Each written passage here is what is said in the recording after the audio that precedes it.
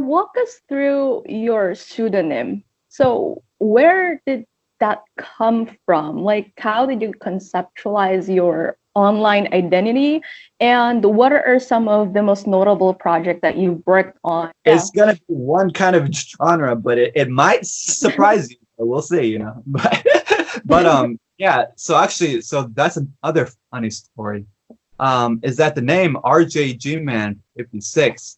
I'm not sure how I first thought of it, but it's been my username since I was a kid.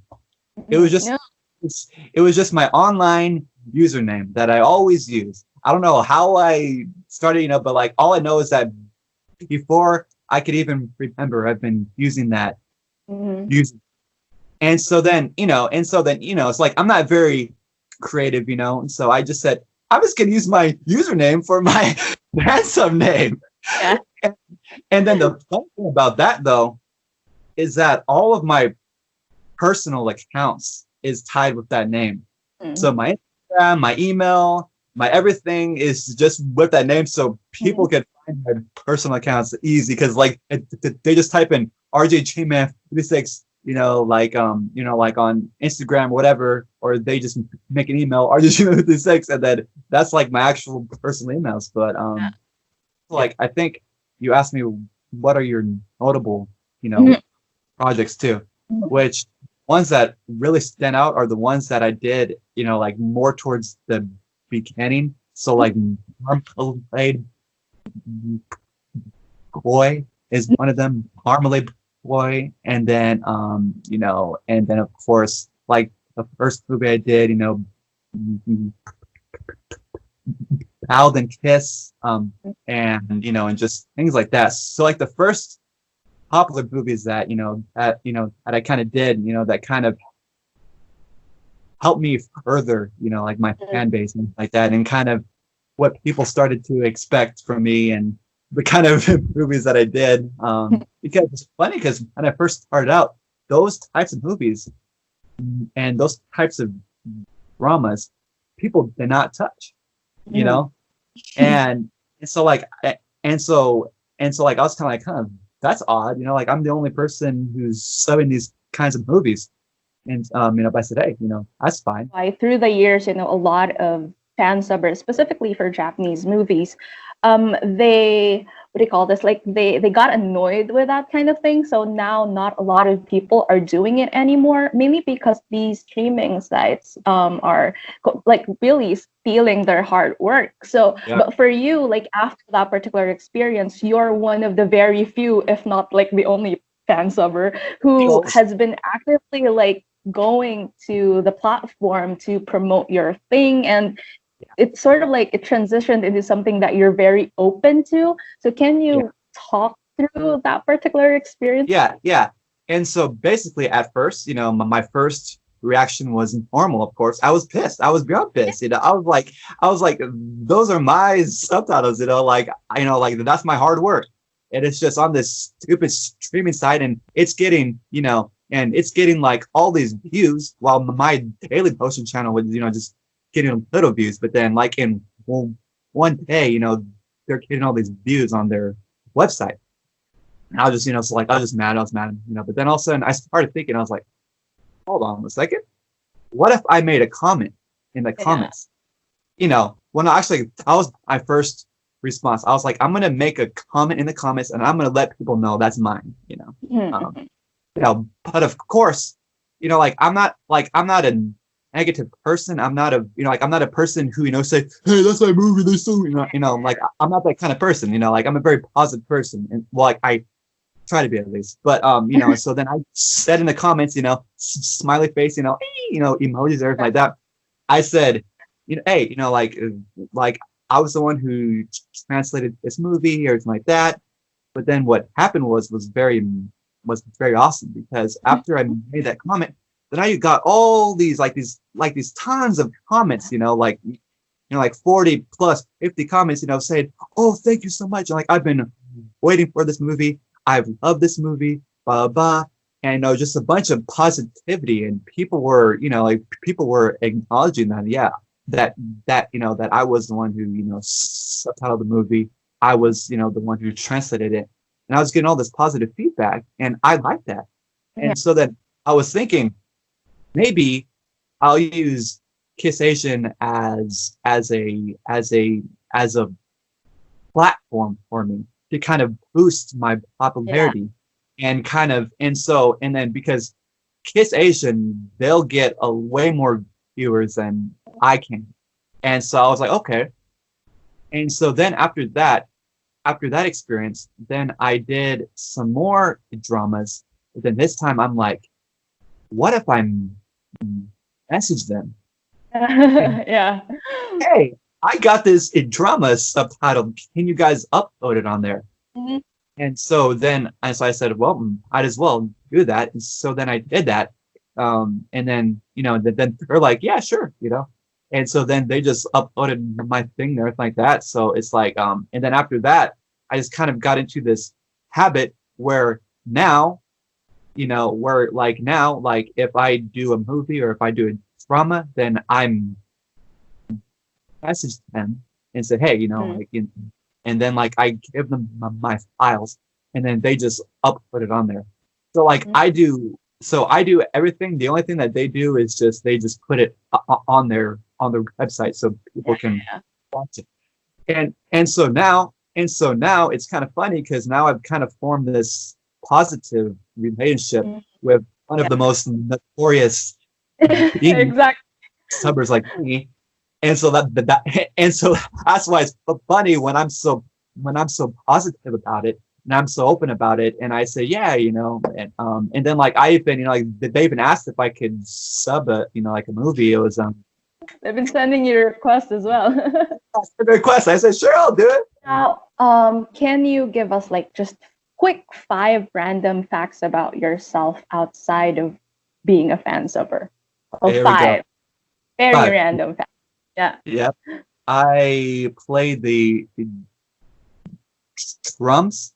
I play the drums. I have a huge comic book, manga collection, Yu-Gi-Oh card collection. I'm just a collector. And let's see, 3. And I love to make food, like I can cook like muffins and pastries and cakes and, like all those kinds of food. Like I love to eat food and I love to make food. Let's see. We're at number 4 or 5. And actually for the longest time I had fake hair, like I had like fake, like Japanese style hair. Like if you see like my old pictures on Facebook, then you'll see like this Japanesey hair, stuff like that. And then the reason why I had that, because as you can see in my hair here, it's an afro, and so I was like, I want that straight Japanese, like that pretty, straight hair. And then actually I wanted to actually dye it, but but then my mom is like an old school Mexican lady from a small village in Mexico. And so she's like, no, dye, no, you can't dye your hair. You can't dye your hair at all. And so I said, okay. And so I said, well, then I'll just get fake hair, because I can just take it off and I can go to church or whatever, and just like take it off and then put it on when I want to be a rock star. What is it exactly about just after your experience, subbing for I think two years now, incoming 3 years, I don't know, but like through that span, what is it exactly about Japanese movies, apart from I think other films or dramas from other countries, do you feel like sets it apart from them? Like anime and Japanese dramas like that, because it's very unique. You can't find it. You can't find it anywhere else. Like those movies that I just told you about. Where are you gonna find those anywhere else? You can't really, like, maybe like in the dark web of some European country or something, unknown European country or whatever. But and then like that's just like the thing that I like, is because they're in a society, especially I live in a country now that's very politically correct. Very anything offensive, anything that will make people uncomfortable, we just like, no, we can't have that. And so things have become so mild in my country. Things have become so like blah, just so lifeless, because you can tell that people are, like walking on, like they're walking on like tight ropes just so that they don't offend people, or like, another thing that I hate is that they'll just add like, like an LG and LGBT person just because, or they'll add a person that is of a different race just to make it more inclusive. Yeah. But you can obviously tell that they're just doing that just to make money, just to get more viewers. But it's not from the heart. But what I like about like the Japanese is that they don't care what people think. They'll just make these weird movies, and then especially if you get to the more indie ones, like make movies that they want to make. They don't really care about about like offending people or this or that. And then also when they incorporate homosexual characters, or they incorporate characters of a different race or this or that, it's very natural, and it's very genuine, which I love. Which as another point too, because I've actually subtitled a lot of movies that had homosexual people in it, and then I actually did one movie. It was a boys love movie. It was Us, Our Bloom. I actually done that movie, and I just like thought that it was, like it was a little bit odd, it was a little bit strange for to subtitle at first, but then I just kind of like saw it as this is a very sweet movie, about about these two people, how like they're facing against the norms of society and everything like that. Like there's an age gap. They're like they're both homosexual, this or that, but like they're just facing all those odds, and so that's why I really enjoyed the movie. Because it just felt more genuine. With that said, so here's the question that you mentioned earlier. So what's the fulfilling aspects of fan subbing and the most challenging aspects of it? As for me, I'm a little bit different than, well, actually I'm different than all fan subbers, but and so what I say will, like it will do with all the fan subbers, but then some of them will just do with me. But yeah, so basically like the most appealing thing, like I can say it for all fan subbers, is that just the happiness and the joy that you get when you translate a movie, you translate a series, it just makes you feel good because you feel like you completed something. And then just seeing people like, oh my God, I love that movie. Oh, I love you and your subtitles and blah, blah, this or that. And it just makes me so happy, apply to me maybe, but it's just that like I've, it's like I've created like this community, like this kid-sized community, and then I'm there, I love to talk. I'll talk for hours on end, and so I just love when like fans, like they'll just message me, and like they'll message me for a request or this or that, but then little do they know that it's going to become like a 2-hour conversation with me, and I'll just talk about like Japanese dramas and movies or this or that, and then I've actually become friends with like some fans, like yourself included, and it's just been a way that I've been able to connect with like all these people that I would never have connected with them if I wasn't a fan of the thing. Would be there was this one fan, which she was like, "Have you finished the drama yet?" I was like, "Oh no, I'm still working on it." And then like 5 minutes later, she's like, "Have you finished drama yet?"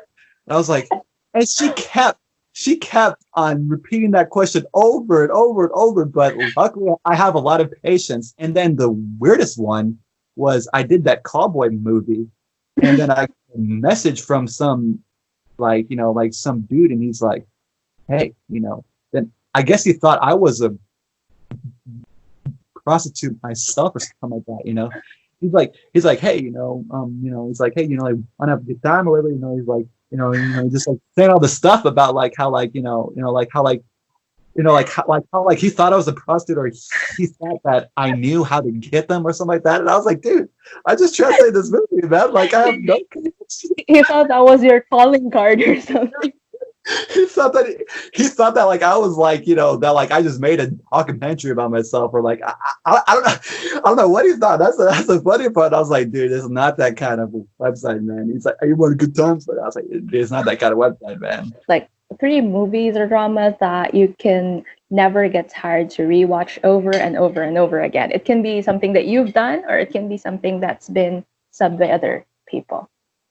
Yeah, no, I'm gonna do things that I haven't done. But like these are like the dramas that have stuck with me, like all these years, because I started watching Japanese dramas when I was 13 years old. That was in 2009 is when I first started. But then like the 3 ones, there's one called IS is the name of it. And it's like a drama about this person who is born both female and male, and so they're called an IS people, like intersex people, because like they're born with like the qualities of both, but then granted it was played by a female actress, but but like she had the aspects of both, and it's basically about like this really touching, really like heartbreaking drama about like the kind of discrimination she faces, or just the kind of things that she thinks about. Like she's like, am I going to become a woman, or am I going to become a man, or am I going to stay in between? Then it just like touched my heart, because the parents, they're all like, we're not going to do the surgery on you. You're going to choose what you want to be. So I just thought that was so, I was like, oh, my heart. Like, it's one of the most like wholesome, just like, it's one of the best moments I've ever seen. And then like, I would recommend to. And then another one is called Hammer Session is what it's called. And it's about like this swindler who he becomes a teacher, or he's forced to become a teacher, it's like, like he gets caught by the police, and they're like, instead of going to prison, you're going to become a teacher, and you're going to teach kids how, like not how to swindle, but you're going to teach kids, use your talents and skills as a swindler to teach them valuable life lessons. The third one would be Beautiful Rain. Beautiful Rain is one of the most heartbreaking ones I've seen ever, because it's about a dad. I don't know if you've seen it before, but it's about a dad who's he's like maybe like 40 years old or so, but he has early onset Alzheimer's, and his daughter's like only like 6 years old, 8, something like that, and and then it's just such like a heartbreaking movie. But the thing that I'm amazed about is like the actress. She's a cool 6-year-old girl. She's actually like an 8-year-old girl, but she does such an amazing job acting. And then of course, like the main actor, he's like a veteran actor, so he does an awesome job acting. But I just thought that it was just such an amazing movie, just like the acting alone, and just like the heart, it's like the heartbreaking and everything like that, and then like, then like how like the little girl's like, Daddy, remember, don't forget this, it's like that, they just like, oh my God. Yeah. Lastly, what is your message to your loyal fans? There we go. Yeah, and so basically, like, I'm probably like the most easiest Fansubber that you could ever contact. But if you just search up RJGMAN56, like just on Google, and then like my website is the first thing that pops up, and you know, and but then of course, well, like my Facebook page is like my main operations. I just got a Twitter also, which, you know, like I'll kind of like post there every now and then. I'm not a big Twitter guy because like there's a lot of people on Twitter that are kind of strange, but but yeah, yeah, you know, and then yeah, you know, and of course, you know, like from there on, you know, if you want to become my friend or you just want to talk about Japanese dramas or just want to whatever, you know, like I'll totally get fans, you know, just have like a conversations about Mhm. whatever, you know, and you know, and yeah, you know, like I'm literally, you know, just like, you know, like I'll talk about whatever, you know, like I'm just, you know, like I'm just a guy who's doing this for fun, and I just, you know, like I just love talking to whatever. So, you know, it's like, and yeah, and then a message to my fans as well is that I couldn't have done this. I wouldn't be doing this without all my fans. Like, you know, like the only reason why I got to this level and the only reason why I do like all these comics movies is because of the fans, you know. It's not because of, you know, like money or, you know, like me wanting to become famous. It's I kind of okay, you know, like I want to be like the big bads, you know, fans of the entire community, you know, but but it's not really for those reasons, you know, like it's just because, just because like my love, you know, for the Japanese movies and dramas and just like my fans with like that too.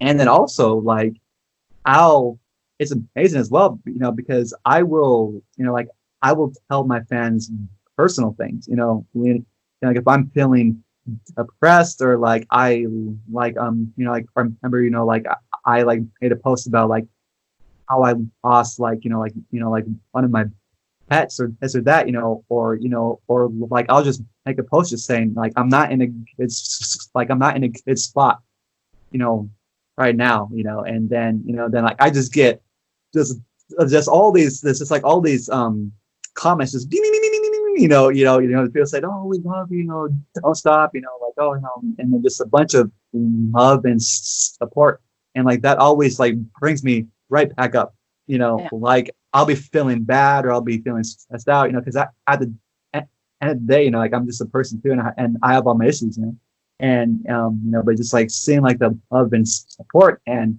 and then it's funny because like my Facebook page is named personal blog, and I did that on purpose because that way nobody can say that I'm like, nope, it's labeled personal blog, you know.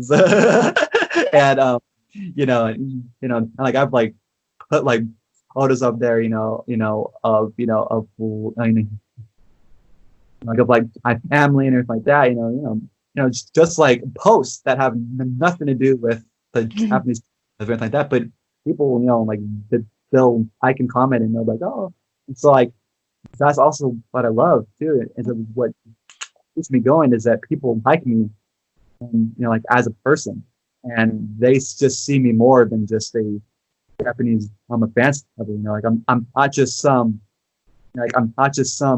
big name thing, that just kind of like untouchable, whatever, but but like I'm just a fan, that's doing this for the fans, and so like I love my fans, like how like I'm able to be so open to them, just like that, and then that's kind of like my philosophy, is that if you want people to be open to you, if you want people to be friendly with you, if you want people to to treat you a certain way, then you gotta do those things. It's like treat up people the way you want to be treated, basically. And so that's why I'm very open. I'm very, for that. And it works out because then they treat me that way too.